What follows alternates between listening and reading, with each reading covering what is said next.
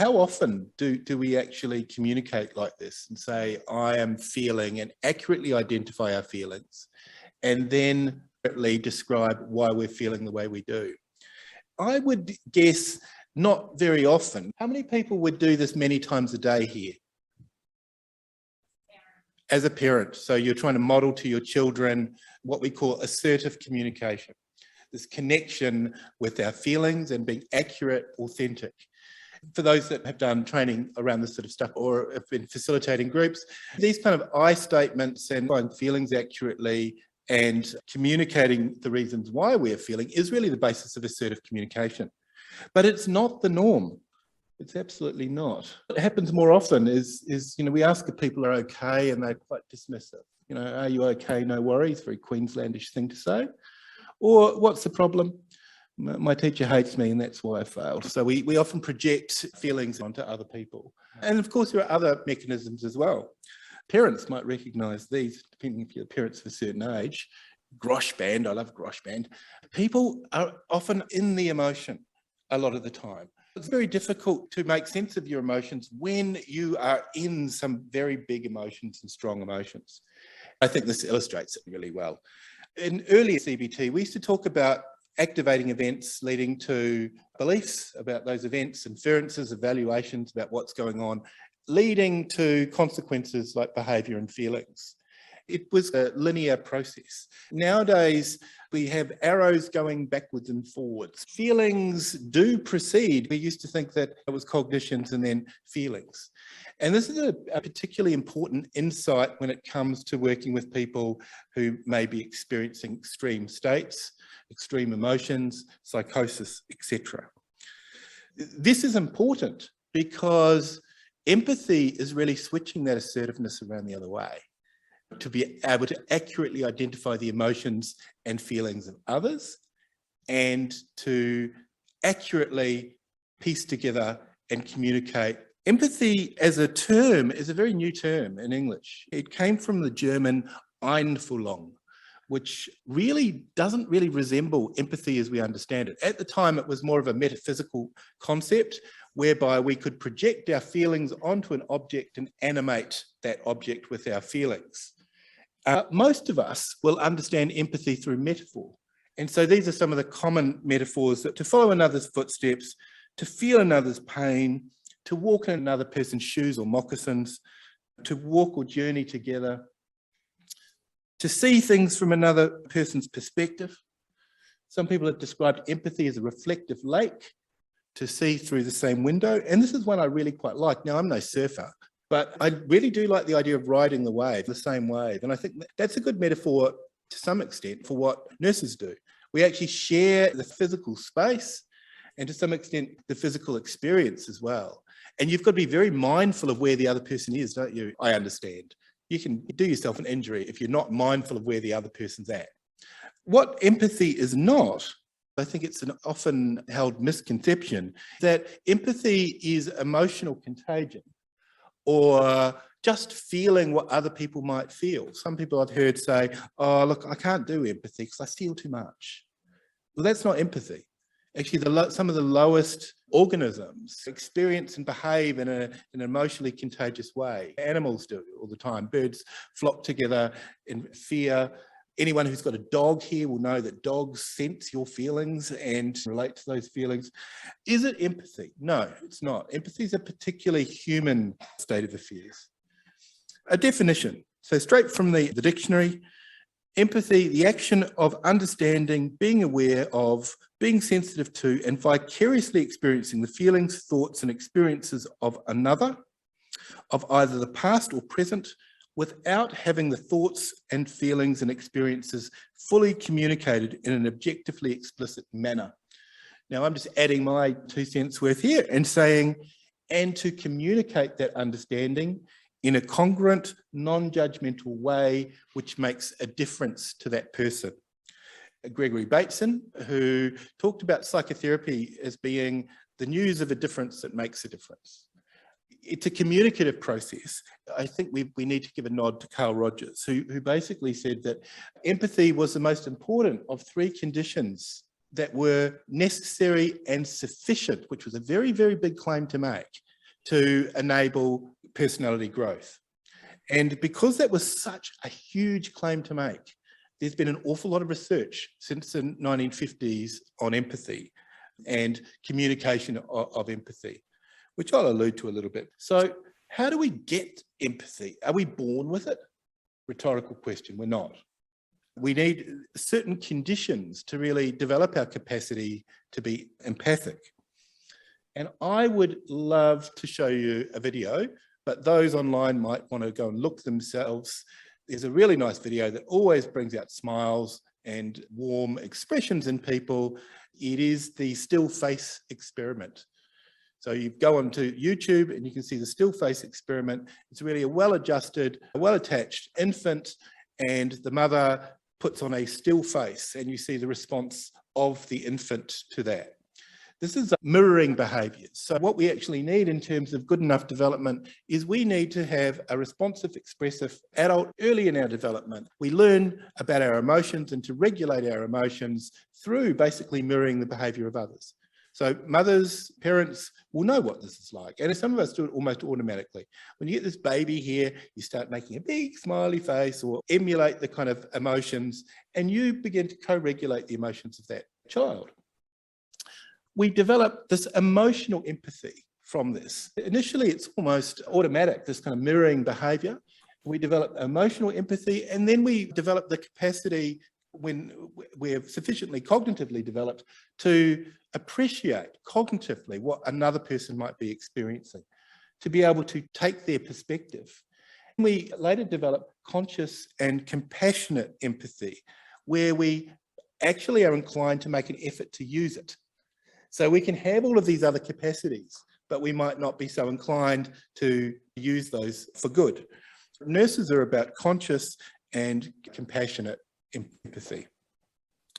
In a nutshell, if we have good enough attachment, those good enough early experiences, we develop the capacity to mentalize. Mentalization is the capacity to understand our own and other people's thoughts, feelings, intentions, motivations, etc. of not only ourselves, but of other people. Now to a basic empathy formula. You will notice that what we've done is really switch that assertiveness formula on its head, right? This comes from Jerry Egan. Most of my undergraduate students would have had lectures on this and workshops on expressing empathy in a really basic way. This is where you say to the other person, you're feeling, basically, it doesn't have to be in a linear, formulaic way, but you're conveying a sense that you know how the other person feels, and you've given it words. Parents will, part of what you do is you try and extend the language, the repertoire of language for children.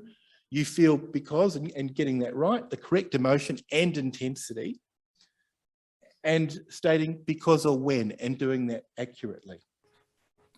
For example, excuse me, I'm so angry right now, I think I might quit my job. Tony got promoted after being there for 6 months. I've been there for 10 years. It's not just about the money. No one even says, well done. The person's listening, they're eliciting, they might not even be saying too much. And then you're feeling angry because your contribution has not been recognized. So what we do is build understanding. We listen for core messages. It's not just about finding every emotion that the person experiences and every moment and reflecting that back in a South Park-esque kind of Rogerian stereotype. We listen for those core messages. What's really important? We're listening to both verbal and non-verbal messages and their context. And we respond fairly frequently, but briefly, to the person's core messages if possible. We listen for experiences, behaviour, feelings, gaps, areas of avoidance, what is said, what is unsaid. We're also interested in what is the predominant emotion. And as a therapist, what I'm actually looking for, it doesn't matter whether I'm doing cognitive behavioural therapy or basically any therapy, one of the foundational things is to be aware of affect shifts. Where are the shifts in the person's affect? I was really surprised when I thought I knew something about CBT. I went to a training course on CBT, and we spent pretty much an entire day looking for subtle shifts in emotion. It's not superficial. We want to connect the emotion and the cognition.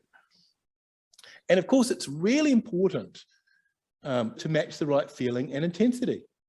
A child can recognize anger, joy, shame, all these basic emotions, but there are real differences in intensity. And if you get it wrong, it can be a way of pushing people's buttons, can't it? You're just a little bit angry when somebody's incensed or enraged. That's just going to inflame people. In therapy, we often talk about subjective units of distress. And we say at 1 to 10, what moved you? How distressing was that 1 to 10? You could also have subjective units of eustress, if you like, as well. Something will move you 1 to 2 points outside of your sort of usual sort of state. What I'd like people to do, and we'll do this in this room as well, call for some volunteers. I want you to just dig deep and think about a time recently, it needs to be fairly recently, I think, where you have been moved 1 or 2 points in either direction. It doesn't matter which direction, whether it's eustress or distress. And I would invite you to come just talk a little bit about that experience, but don't give it all away. Don't say, I felt this because that's not the point of this. And we will ask a few questions maybe, and then see how we go with expressing some empathy. We'll see how good your empathometer is, which brings me on to why do we use this stuff and how do we use it? You know, so we can use empathy to disarm and build rapport. I can not tell you the number of times I've been dealing with really angry people and simply acknowledging their anger. I can see that you're really angry and you've been waiting longer than anyone ought to wait. How disarming that is for people when you acknowledge those big emotions. We use empathy to keep the person focused on important issues. And then we move gradually towards exploring the sensitive topics and feelings. And maybe that was kind of an issue here. There is ambivalent feelings here. You know, you're giving a drug, olanzapine, which you know is metabolically a horrible drug. You didn't prescribe it. You might have preferred to do other things. You've got professional pride in your connection with people, but you've got a job to do. And this is, you know, you don't really define your job sometimes. There's a whole pile of stuff there that needs to be explored. After responding with empathy, we attend carefully to cues regarding the accuracy of the response. So that's why we can be quite tentative. Have I got it right? Sometimes I can get it horribly wrong. I think I've got it right. And if I'm too dogmatic, that's not empathy. That's imposing your beliefs on and your feelings and projecting them onto somebody else. We note signs of stress or resistance, and we try to judge whether they arise because we are inaccurate or because we are too accurate. You know, we don't, you know, if we might be just a little bit close to the bone. Empathy is a tool to help clients see themselves and their problems, situations more clearly, with a view to managing them more effectively. Now, different schools of psychotherapy use empathy slightly differently. So there is that affective attunement. So, you know, getting the feeling and emotion right is important. But in cognitive behavioral therapy, we tend to make the connections with how they think about the world, inferences, evaluations, as I pointed out, very REBT way of thinking about things. We try and get the person to make connections, you know, between thoughts and feelings. Other schools look at how things are passed on from one generation to the other, or variously try and explain things in terms of stuff that's from the past. We've got misalignment, so we might explain things as a misalignment between our values and behaviour. That's a very acceptance and commitment therapy kind of approach. So a person's big feelings of depression or anxiety might actually be about a misalignment of values. And that's how we might explain it. And family therapy in particular often looks at the roles we play in the discourse about us. and that really explains some of the way we are in the world, if you like. So there are slightly different ways that schools of psychotherapy might frame the empathic statement or explanation. But as I mentioned, empathy has been well studied. So this is really, there's been a lot of research done around alliance and non-specific factors in psychotherapy. And empathy really has the largest evidence base in terms of it contributes the most to therapeutic alliance, which of course is most predictive of outcomes in psychotherapy. It's more, therapeutic alliance is more potent than a drug, and it actually explains why drugs work and why people choose to take them. It's actually alliance has got a lot of things to do with that. So that's really bad news for people like me that spent years trying to study psychotherapy and then find that actually it's all about alliance, not about technique, not about fancy techniques. It's mostly about alliance anyway. And also bad news for medical doctors and pharmaceutical companies too, because what will actually make a difference will be the alliance that people have. You don't develop a good alliance with people, then you can bring them back coercively. You can give them olanzapine depots. They're not going to get better. You've got to develop that alliance, and some of that's transferential as well. Is alliance the same? Alliance is a complicated concept. I'm probably making fairly light of the research, but generally speaking, it's considered sort of bonds of respect between mutual bonds. So that the person respects the helper, and the helper demonstrates respect for the person. A little bit like Rogerian, congruence, unconditional positive regard, and so on. It's also about singing off the same hymn sheet. So how aligned are they with the program, with what we're doing, with our agendas? Are they matched? And that can be quite transferential as well. I trust my doctor. It's a very powerful thing. I think somebody said to me, oh yeah, it was one of my colleagues actually. They went away, a nurse practitioner prescribed some medication for them when they were overseas. And the practitioner says, have faith in your medication. That's what you want to do. You want to have faith in your medication, don't you? Trust your medication. So you're on the same page. And also empathy is, as I've suggested here, is a really big component. So the number of times that people make empathic utterances, and by that I mean they identify feelings and they identify those kind of cognitions, what's going on, what people are thinking about. So some of the researchers have actually counted these things, and they've managed to rate things, and empathy seems to have quite a big footprint. Now, so that's basic empathy. Let's work on advanced empathy. So, and I've got a paper here, which I've got a link at the end of this. It's online, it's free, you can go and look at. But my take on advanced empathy, and there are a few takes on advanced empathy, I'm not the only one who's talked about it, is that it's the capacity to take excuse me, the perspective of others experiencing extreme states, making sense of these experiences and conveying an understanding of their experiences in a way, and again, like at the end of it, which is useful to them, that makes a difference. The news of difference that makes a difference. And we could focus on things like hearing voices, but they're actually quite easy, because you think about input. If you were hearing voices telling you that you're fat and ugly every time you took your clothes off or looked in the mirror, what would that be like? So we can empathize with that. If we explore the content of voices, it's already external to the person. We can say, look, I can see that you're really upset. I imagine that if I heard voices telling me these things, this is after I've explored the content with them, I'd be feeling pretty upset too. What we'd be focusing on is if there were overvalued ideas about the identity and power and authority of those voices. That's where we might focus beyond empathy. But I want to focus on delusions.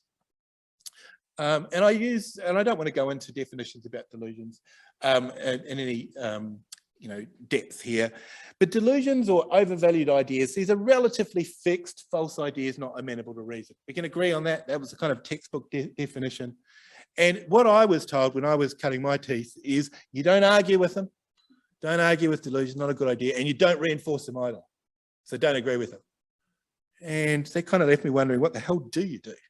And I pondered this for a long, long time. So don't argue, don't reinforce. But also we know that there's some things that really don't work. Ignoring what people have said. If I just ignore you, it'll go away. It doesn't work either. Diversion. I'll throw a hanky in your face. That's what we were told to do in calming and restraint training years and years and years ago. It's like, oh yeah, that'll work. Just walk up to them and go, blah, divert them, divert their attention. What have we got down the bottom? Medication. You can't medicate away this stuff. Delusions, how many times is medicating away? Okay, I'm going to give you, it just doesn't work, does it? Not acutely. It might work in the medium term, but we know, we're nurses, we give it. It doesn't work. The best we can do is sedate somebody into a state where they don't give a shit. Sorry, I shouldn't swear on being recorded. Seclusion, locking people up doesn't tend to work either. It doesn't make your delusions go away. It doesn't make you feel any better. And also collusion, doesn't work either. Yes, the world's going to end. Everyone's trying to poison us, etc. That doesn't work. I thought I'd just, this is very old CBT kind of stuff, and this will be people that might think I'm a little bit of an anti-psychiatrist or whatever, or a little bit too critical, will be very happy with this, because this is very, very much status quo. So the theory, and this goes back quite a long time, is that psychotic activity occurs at basically a physiological kind of level, and it impacts on the biosocial system. So it doesn't just impact on people biologically, but socially as well. So it's both, bit of both, interpersonal and biological. And it gives rise typically to some sort of psychotic mood state or feeling. And we make sense of that feeling through our beliefs about the world, and what we know about the world. Also, what happens when we're in this mood state is we get prone to misinterpreting things, and we operate in a very rapid, better safe than sorry mode of thinking, rather than a slow, considered, I'll weigh up all the options. So it's a little bit like, you're driving here, you see something that looks like possibly a child out of the corner of your eye racing out into the road. You put your foot on the brakes. You don't stop and think about it. You put your foot on the brakes and then go, oh, thank goodness, it was only, a plastic bag across the road. And so that's a kind of emergency response, isn't it? A better safe than sorry response. Not the best response if you've got to make a big life-changing decision, like will I sell my house? Will I move to the Gold Coast or some such? So there is often this bias to people to jump to conclusions, and this can give rise to these overvalued or delusional ideas, which actually reinforce this kind of mood state as well, and leads us to other cognitive biases, which are to see what we expect to see, to find evidence that supports our ideas. And that's one of the problems that we've got if we just wait when people develop these ideas and we medicate them into indifference, and then we say, oh, they're nicely tranquilized now, we'll send them home. No one's actually done any of this kind of examined how this is developed, then that's really problematic for the individual. The mood state might go away, but they will be prone to developing those ideas again in future because no one's challenged them at all. So one of the key insights that we want to instill in people is this idea that I feel as if, but I really know that. And there's a drug intoxication analogy. The good thing is, we're on the cusp of the Northern Rivers. Everybody knows about smoking marijuana, and it can make you paranoid, can't you? A little bit. So this is really good to know because, you know, the world doesn't change when you smoke cannabis. You might feel as if people are out to get you, the cops are going to get you, that you're going to die, that you're trapped. But you actually know that, you know, none of the stuff's actually likely to happen. And if you've got a good mate around, you know, with you, you know, they'll say, look, you know, you're fine, mate. Just go and, you know, chill out on the couch, eat some chips or whatever. You're just a bit wobbly. You've got stuff going on in your head. That's what happens when you smoke hydro. Why don't you smoke some bush? This is, you know, I'm being recorded. Good harm minimization strategy here. So there are all sorts of little maneuverings, and I've got a link here to some ideas around some general kind of insights, and this is really from CBT. The other thing I'll say is that the content of delusions tend to reflect and reinforce moods and emotions, and this has been well researched. So anxiety states leads to things like ideas of reference, people are watching me, persecution, people are saying things about me, depression, guilt, persecution, catastrophe. You can relate to this, can't you? Yeah. Anger, oh, that's the difficult one. Persecution, people are doing things to annoy me. It's kind of an emotional reason. I'm feeling angry. Somebody, what did you do to me? We find somebody to, you know, to lay their anger on. Happiness, grandiose ideas, of course. I'm special, got special talents. I'm related to a famous person. Disgust, persecution, hypochondriacal ideas. My insides are rotting. Appearance, my body is ugly and misshapen. Jealousy, my wife is sleeping with other men in our bed while I lay asleep. This is kind of stuff that, you know, how emotions seem to be related in sometimes quite complex ways. So I want to adapt this formula. How am I going for time, Kieran? What time are we meant to finish this?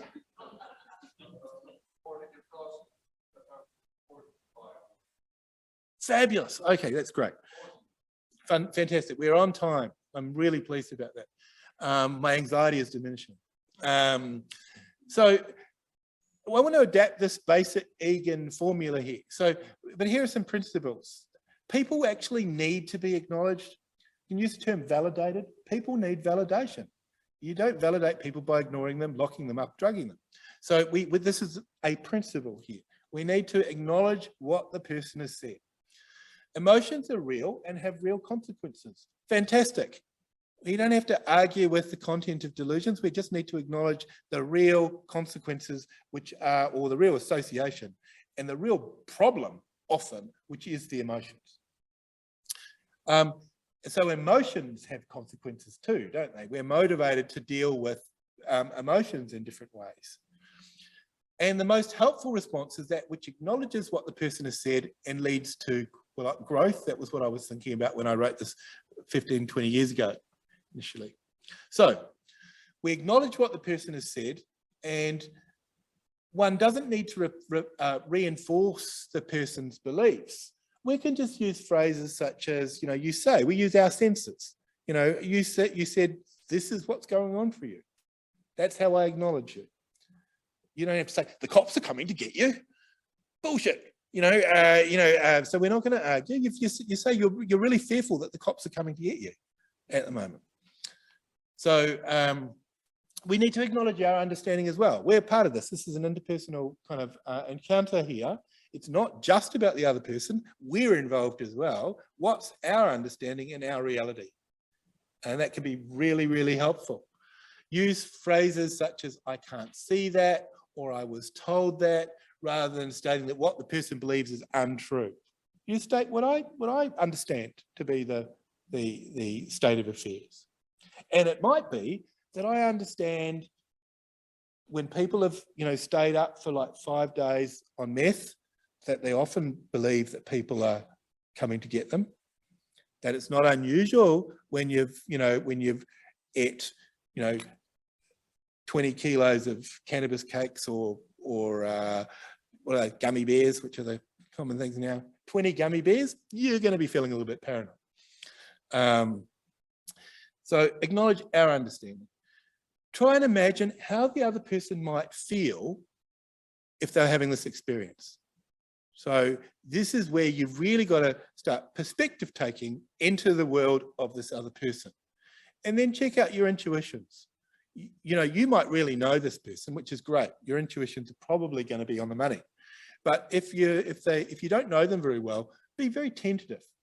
You know, they're your intuitions. They're not facts. You can't possibly know exactly what the other person is feeling, but you can check it out.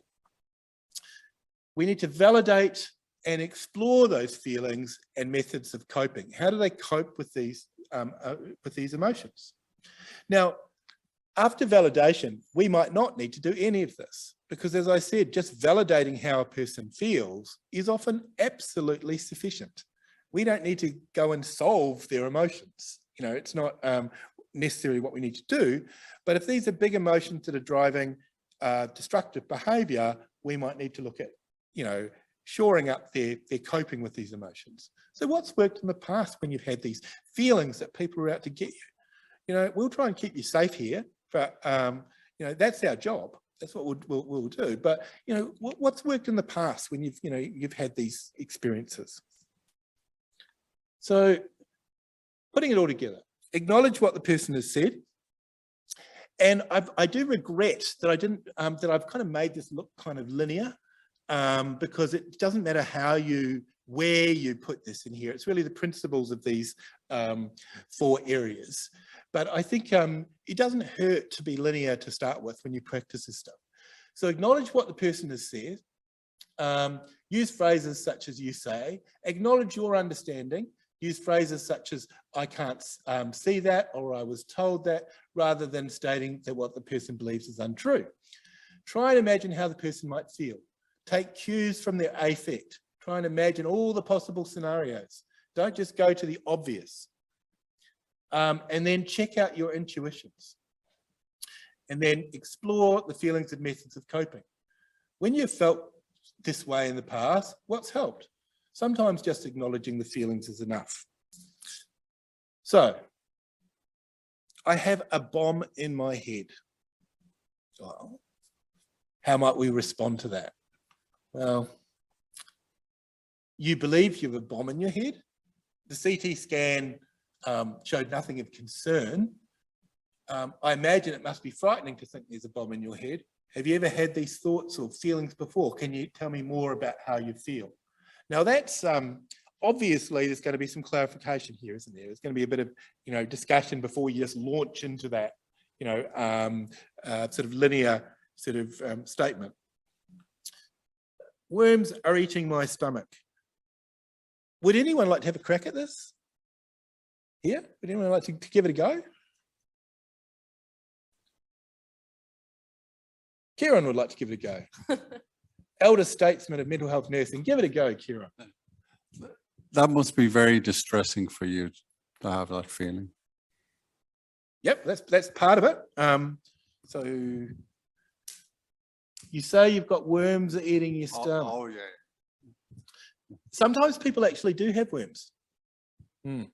That's my reality. I imagine you feel very uncomfortable. I imagine that having worms eating your stomach must be, I really do imagine that would be uncomfortable. Have you had worms before, by the way? What led you to think you'd have worms? I'm curious about that. Shall I arrange a physical examination maybe? I don't know. So there's a little bit of background here. It's not altogether simple. So I've got 3 scenarios. I'm going to ask for the breakout room shortly, and I'm going to ask our volunteers here to come and have a go. So they've got I've got 3 scenarios, so 5 minutes each to address these.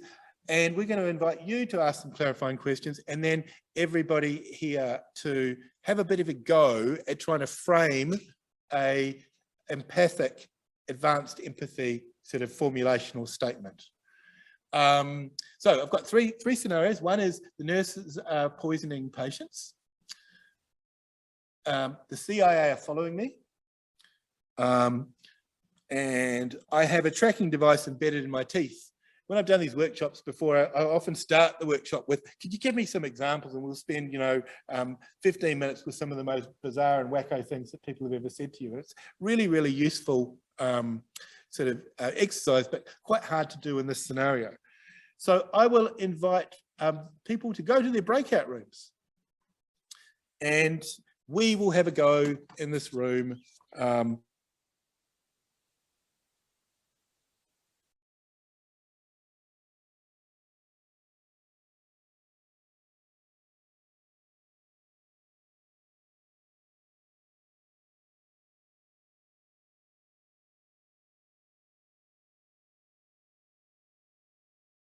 All right. So I came to the emergency department because I was feeling a bit unhappy. I had a bit of a traumatic breakup with my partner, and after a while I decided I'd had enough. It was a long wait. They weren't doing anything for me. And as I left, the police grabbed me. I started screaming. I ended up being injected and taken into a ward. And the first person I talked to told me that the nurses were poisoning everyone, and then they collapsed and had a fit. And I just can't believe that what they're trying to do is going to help me at all. In fact, I'm really worried that they're actually going to. So the nurses are trying to poison you. Would anyone else like to ask some questions of Phil here? You met Phil before? We need the other, need Alan here to. Yeah.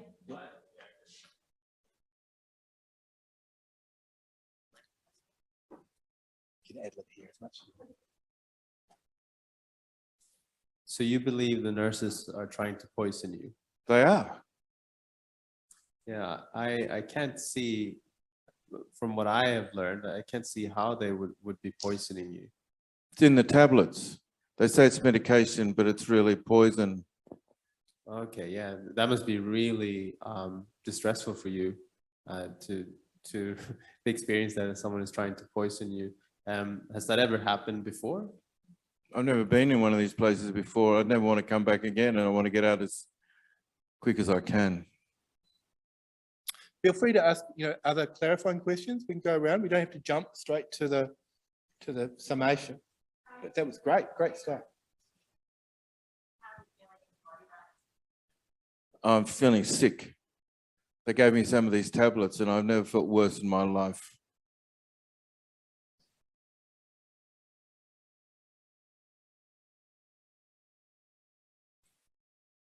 Has there been any other time in your life where you've felt that way, that you felt poison like that? No. No, I came here for some help, and all that's happened is I've been grabbed and injected, and no one talks to me. Just stuck here with all these other people who are being poisoned.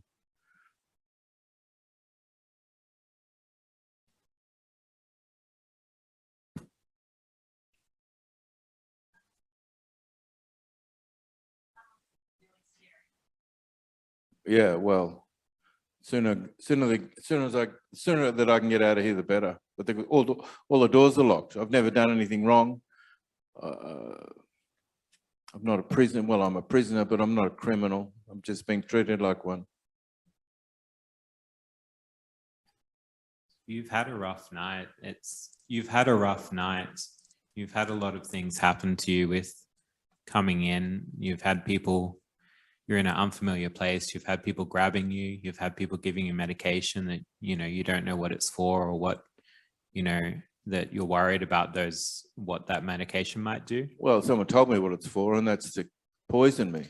And you saw the other patient have a fit, and that Yeah. must have been distressing for you. Definitely. Yeah, have you been into a hospital before? No, never. Do you take other medications? Never. at No, all? no. So this I just must was be- feeling upset because I'd had my relationship broke down. I felt depressed. I normally work, and I've got a good job, and I can't go to work now. What am I going to tell my boss? This could ruin my life. I imagine it would be distressing having these things on your mind, what's going on at home, and also what's happening with your work. and also then being in this unfamiliar environment with all these things happening to you. Definitely. Yeah. How are you feeling about the nurses at the moment? Do you think that they might be here to help you? Well, it hasn't helped yet. I don't trust them anymore. I always thought nurses were helpful people, respected people in the community. But from my experience in the last day, I completely lost that faith in them. I can see why you would feel that way with everything that's been going on tonight. In my experience, that nurses are generally there to help people. And I know it might seem this way at the moment with what these nurses are, what's been happening today, but I don't want to challenge. Sorry, I don't want to challenge it. So I'm just thinking it through.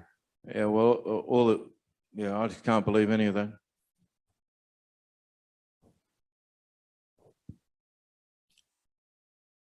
Would anyone like to have a go in quite a linear way, just walking through, and try to make a statement to summarize things up? Because we do need to move to the next scenario, which is what I kind of promised we would do. And I can see that you were trying to do that. You were trying to work through that in a quite a linear way, and it was a lot of toing and froing. What I really liked about what you're doing is you were trying to work out what the core message was, and it might not actually be about the poison. And what I was hearing was that there's a whole lot of stuff going on, and maybe the poison bit isn't the core bit. So thank you for that, for that teaching, really. That sometimes it's not about the poison. Sometimes it's about, the other things and the overall way that you've been treated and so on. And we can empathize with that as well. It must be really, really awful to be going about your life, being successful, having a job, seeking help, and then being manhandled, into the emergency department. You sought help, didn't you? Yeah, I believed that I could get some help, but after I've been there 4 hours, no one had come and talked to me. I decided to leave, and for some reason they thought they could grab me and lock me up because I wanted to leave. And I did yell at the police when they grabbed me. So you were actually imprisoned. I am in prison. Yeah. And then you were given a drug that you're not a drug user. No experience taking drugs. Yeah, and it just made me feel terrible. Right. So, well, that's a terrible experience. So we need to try and make good on this, I think. Well, that'd be a big ask, actually. Yeah. Yeah. Look, I'm sorry that happened to you. I really am. I think there's a time for sympathy as well. That's a terrible way to have your first encounter with our service. I'm sorry. Let's try and make some, work this out. So thanks, Phil. We'll move on to the next person what's the next one? The CIA are following me. Just as an aside, I work in ED and I'm dealing with this sort of stuff all the time, and it's really I spend half my time apologizing to the people. Oh, so you do the I'm sorry as well.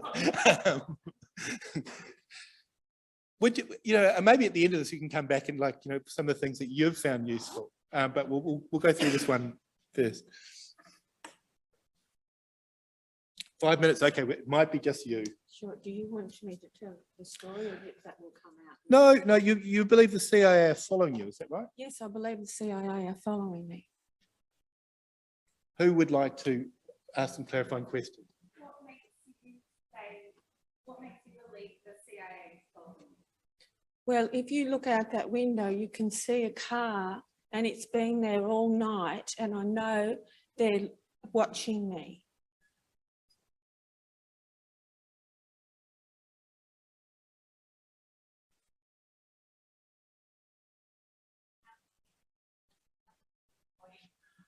Well, I'm very tired, but I can't sleep. I haven't been able to sleep for 3 or 4 days now.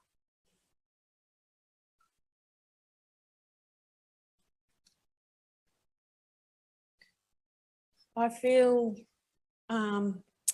very anxious that they're watching me all the time, and I owe money to the drug dealers, and that's making me more anxious. They think I owe them more than I do, but I'm trying to argue the point with them at the moment.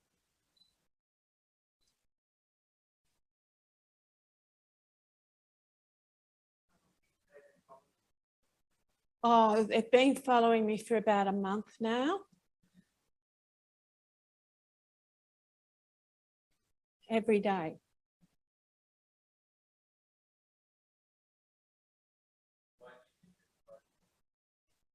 Because I'm taking drugs. I'm using ice every day if I can get it.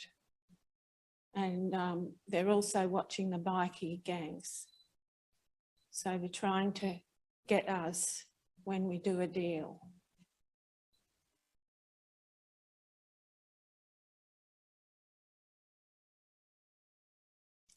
Well, we've got many acute care team nurses here. Other questions before we try and summarise things?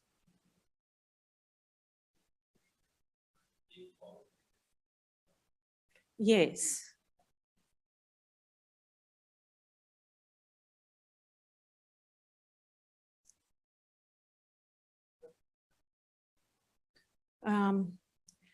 Get the CIA off my back and I guess give me some money to pay the bikies back.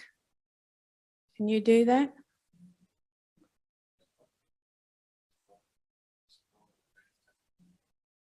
That would be great. Thank you. So you said you haven't had any sleep for quite a long time. 3 or 4 days now. Can you remember the last time you slept? Vaguely. I Vaguely. didn't sleep all night. I get up about 2 o'clock and have this agitation all the time. And I can't get to sleep. And how much ice are you using at the moment? Well, I can't get very much at the moment, so probably just a couple of bits every day. So a couple of points every day. Yeah. And are you smoking it or are you injecting it? I'm injecting it. Okay, so injecting 2 points a day. And over what period of time have you been, using that quantity?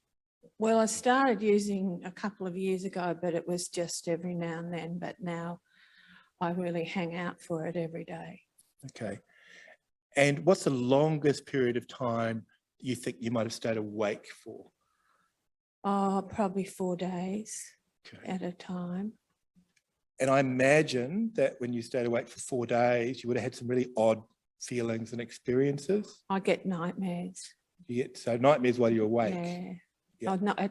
I get nightmares that wake me up because I'm very tired and I can't get to sleep, and then I have a nightmare and then I'm up again. Now, the good thing is we have got Leanne over there who's an alcohol and drug expert. Would you like to?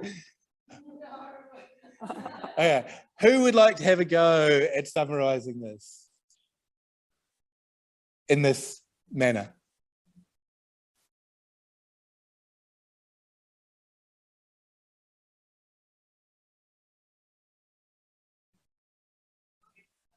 Fantastic. I think it's courageous of you. And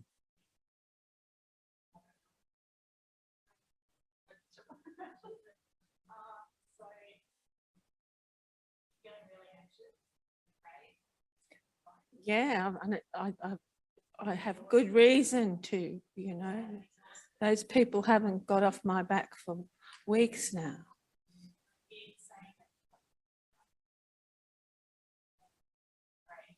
I am, because I'm worried they're going to put me in prison. Yeah.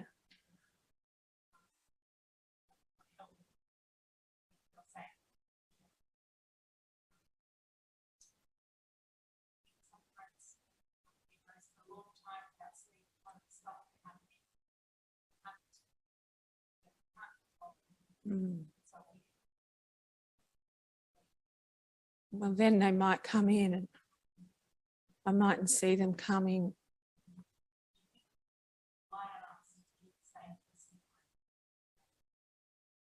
I could try.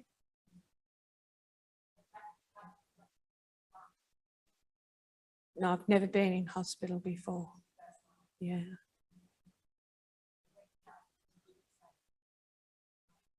Okay. Thank you. How did that fit for you? You can get D-roll if you like now. Yeah. No, that was good. That was very good. Yeah, thank you. Thank you. It was. Yeah, I know. Yeah. No, it was very reassuring. And this might be the time when that olanzapine that you might have been ambivalent about could be really helpful. You know, and it might work really well. What's our time? Just under. So I think we're probably, I think it's going to happen. Peter, do you want to just, if you want to pass, just a minute, tell us what you've got. Really quick. I've got a tracking device in my teeth. So you all seem very caring. Can someone help me get that out? How did that happen? How did you manage to get to You know, the system made it happen.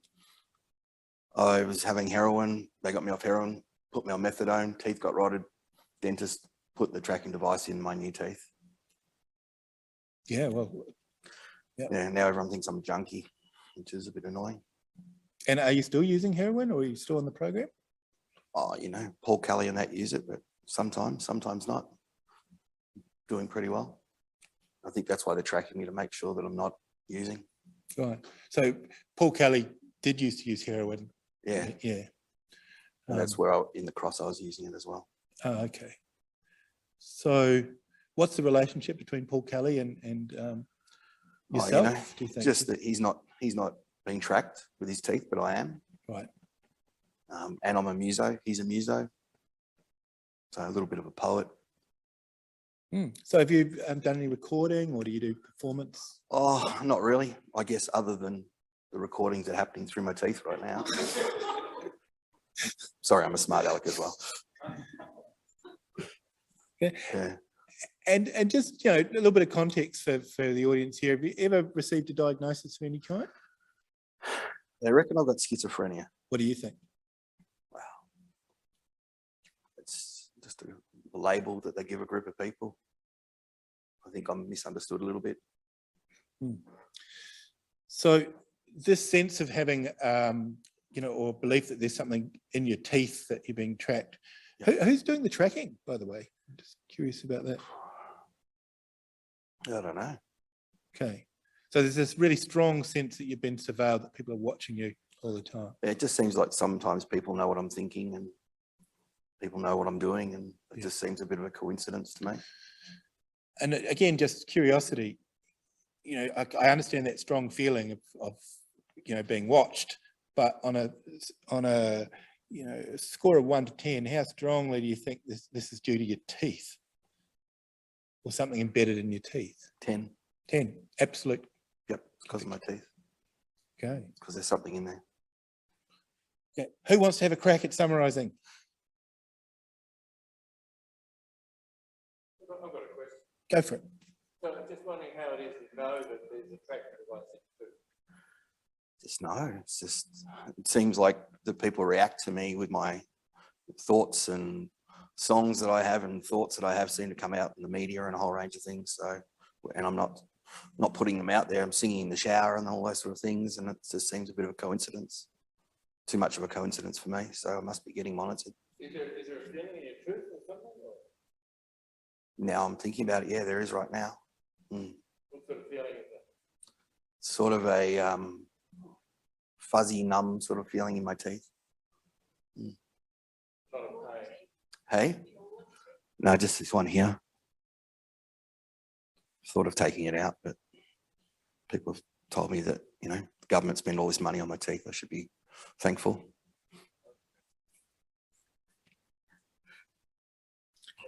Okay. Well, we're going to have the rest of the group drop back in. So does anyone want to have a go at sort of offering the summary really quickly? Great, fantastic.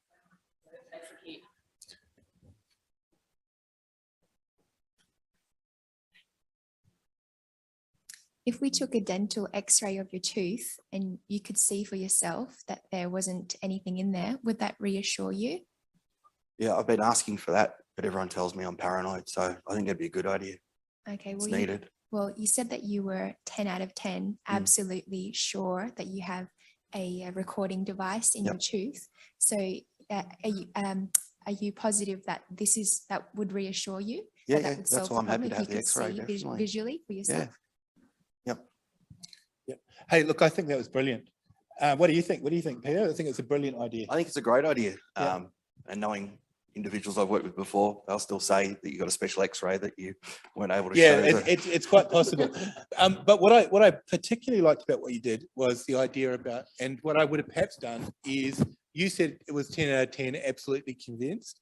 If I'm going to do a behavioural experiment, I would say, if we were to show you an X-ray and there was nothing on that X-ray, we can do that. It can be arranged, not a problem. Public hospital, we spend millions on this sort of stuff. If we can do this on a scale of 1 out of 10, yeah. But here's the thing, you still might feel like you've been surveilled and watched because, you're a bit special, aren't you, Peter? Yeah. And that's the annoying thing, is that people are just not recognizing how special you are. Paul Kelly, who else? Nick Cave, he was there's, he's one of a group of people, and they're just not really responding with, to you with the respect that you deserve. But somebody knows, and they're tracking you. They're keeping an eye on you. So this could be one of those ones where you could just get too close, too quick. This is a defense, really, isn't it?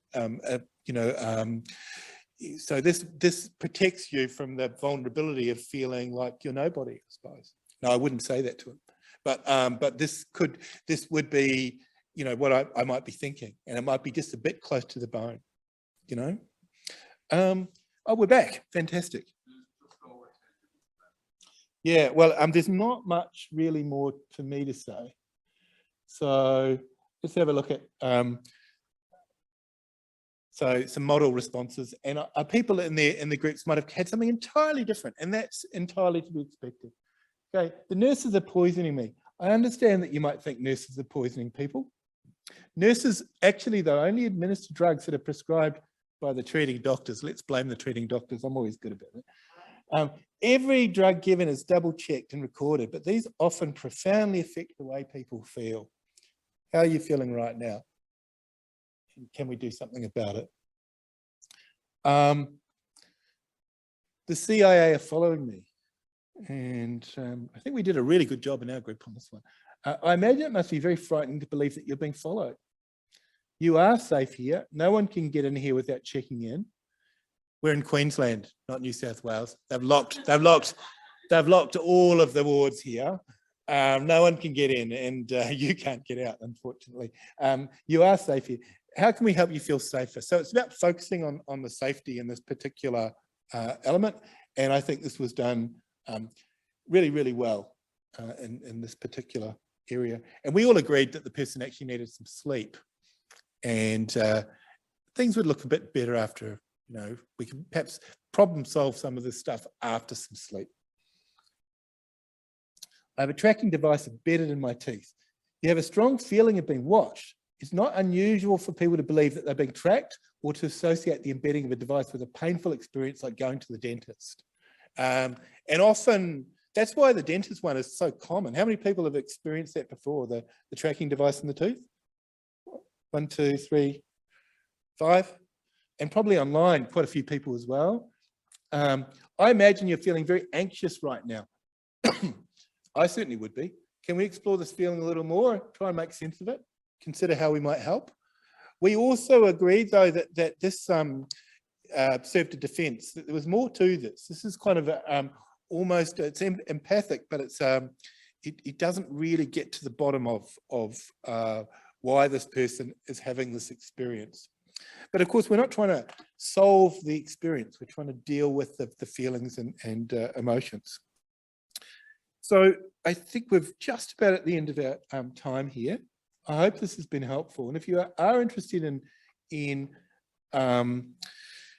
a little bit more of this stuff, there is a paper that I wrote, which is online, called Advanced Empathy, a Key to Supporting People Experiencing Psychosis or Other Extreme States. And it's in the PACFA journal, which is an online free journal with the Psychotherapy and Counselling Journal of Australia.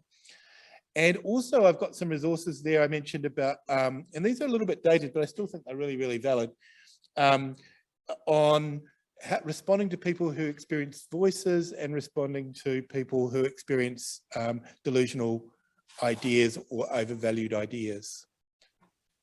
So thank you very much, everybody, for your participation. Richard.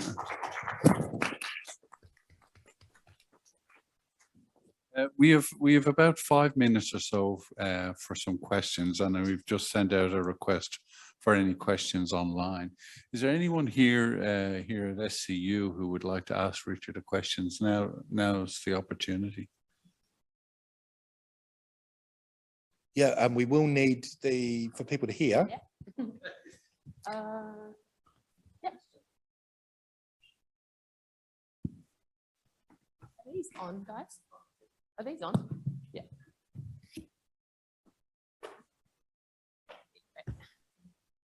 Would these strategies apply to people with dementia as well?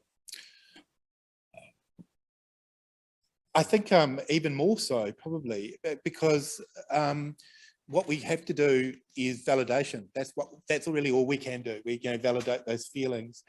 I think with dementia, and depending on where you find people with dementia, there's probably, I don't think there'll be quite as hard and fast rule about not agreeing. You know, certainly it's brutal if somebody's regressed and they are saying they're waiting for their husband to arrive to tell them that their husband's been dead for 20 years. That's, you know, not how we would operate. So there are some other kind of techniques, and they come broadly under the realm of validation. We try and validate the feelings first, deal with those. And we can actually, to some extent, I wouldn't say distract is the right word, but we can kind of redirect people's attention to other things. So we do a lot of, we encourage reminiscence, we encourage talking, you know, singing, engagement, and so on. Is there anyone else?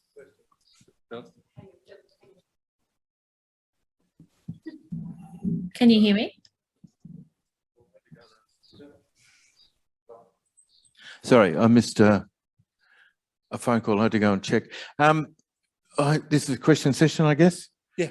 I just wonder if what your thoughts are about compassion, because I've heard recently that compassion is a sort of an advance on empathy. The compassion, that people worry that empathy is actually potentially leading to vicarious trauma and distress, whereas adopting a position of compassion is a position of wishing that no one would suffer, rather than empathizing with existing suffering. We do talk about other dimensions of empathy in that paper. And there is certainly, I think where compassion comes in is really the moral inclination to want to alleviate suffering. One can actually be a very empathic psychopath. You know, so one can actually have all of these things lined up, recognize how another person's feeling and why, and can actually even communicate empathically. But the compassion is the moral inclination to do so, and to, you know, to do one's best to, you know, minimize suffering in the world. Can I just, oh, sorry. Sorry, Richard, when you finished, I just wanted to say something when you finished. Sure. So does that kind of answer my question? I think there's a moral, a cognitive, an emotional dimension, a perspective-taking dimension to this. It's multifaceted. In fact, a lot of people have suggested, you know, empathy is a new concept, right? Relatively new. And there's at least 8 or 9 different ways to think about what it is. And I think compassion is best located as about the moral inclination to use it effectively. Yeah, I guess the other point I was thinking of was that being empathic to in a situation where we're acknowledging traumatic backgrounds that most people that we deal with in serious trouble can actually lead to vicarious trauma in a way that perhaps a compassionate orientation, which involves self-worth work, obviously might be a way of avoiding that potential. Yeah, entering into the world of others without being overwhelmed by their experience is a challenge. I'll just leave it there. So somebody online wanted to say something? Yeah, there's someone online who would like to ask a question. Is it Vanessa Crespin? Vanessa, can you ask the question directly, or do you want me to? Yeah, sure. Can you hear me? I can hear you clearly, yes. Yeah, good. So my question is, if someone is really obsessed with you from like many years, and hearing your voice saying that he have to kill himself, and is trying to get your support, which is the best way to help him. And also, if in the case it is actually your patient, or if this is not the case, like in both occasions, which is the best way? That's a really complicated question. And if we are, addressing somebody becoming very obsessed with you, and there's an erotomanic flavor to that, get help quick. And I think all bets are off around empathy here. Erotomanic fixations are really, really dangerous. And erotomanic jealousy is it's something to be taken really seriously, and you need to get some good supervision. Probably consider not being this person's key therapist, and consider your own safety. Yeah, no, I actually he already have his support, is in a hospital and all, but just my question was like, from my side, like when it's reaching me, I'm struggling to know if it's a good thing to have contact with him or just like don't. And also I was thinking, if this is gonna happen in a clinical environment, if some of your patient is gonna kind of get I think it's happening. I think it's something that could happen, and I just want to know which is the best approach. But I guess it's complicated. Yeah, look, it is, and you're raising quite an idiosyncratic situation. I would say if there's a real erotomanic fixation associated with it, that needs to be discussed as a team, strategized, acknowledged for what it is. Thankfully, these things don't happen very often.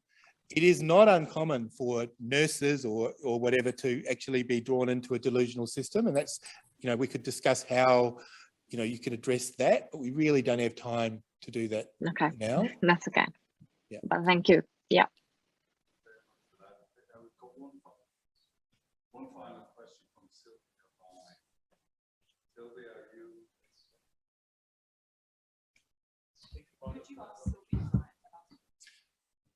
you? Is Sylvia Ryan there? Hi, can you hear me? Sure. Nice to see you. Nice to see you too. I have it's not really a totally formulated question, but more of a thought in thinking about empathy.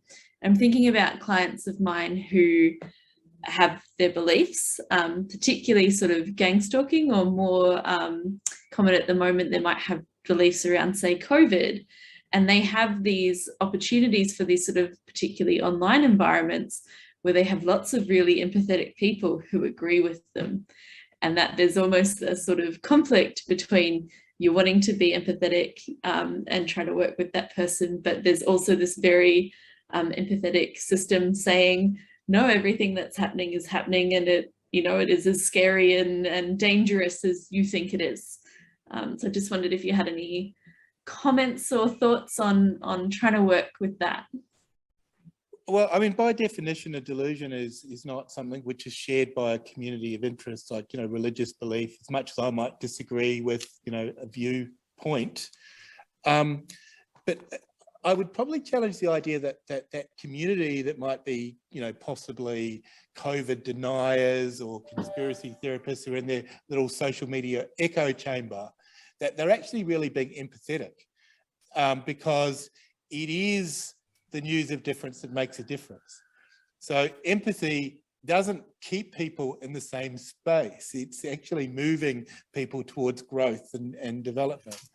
And so, if something bad happens to you, we quite often go to our friends, don't we? And if we're having relationship problems, and our friends will say, he's a bastard, or, dump that one, all men are evil, or whatever. And we get people to agree with us, and we feel good. But that isn't empathy. That's, that's something else, isn't it? And so empathy is really making sense of this experience in a way which makes a difference, that connects the dots, if you like. It isn't just saying you're feeling angry because, so-and-so didn't do as they said necessarily, or as you would expect. So I'm not sure if it kind of helped you, but it's a complicated kind of question, and dealing with those sort of cultural things could be a workshop in itself, couldn't it? Because we've got so many people in those social media echo chambers who have their beliefs reinforced, and it's not hard to find people or places to have your belief in the world reinforced, even if it's quite false. No, I think that's helpful to have that focus point of, actually, is this contributing to the growth that you want or what you want? Even if they are telling you, that it's all true, if that keeps you inside or keeps you in this state, then is that what you want? And if not, then yeah, there's a way to move forward there. Thank you. Thank you. Well, that concludes the first session for today. So thank you very, very much, Richard, for sharing your knowledge and your wonderful ability to get up there and talk in a very meaningful way. So that was really, really good. And thank you for all those people online who contributed, and those people who bravely got up and, told us about their feelings and their thoughts, and everyone that contributed to help with this session. So thank you very much. We'll be back after 40 minutes, well, we bled into the time, yeah. 11:15 Queensland time. So you've about 40 minutes now to have a break, and looking forward to the next session. So thank you very much, everyone.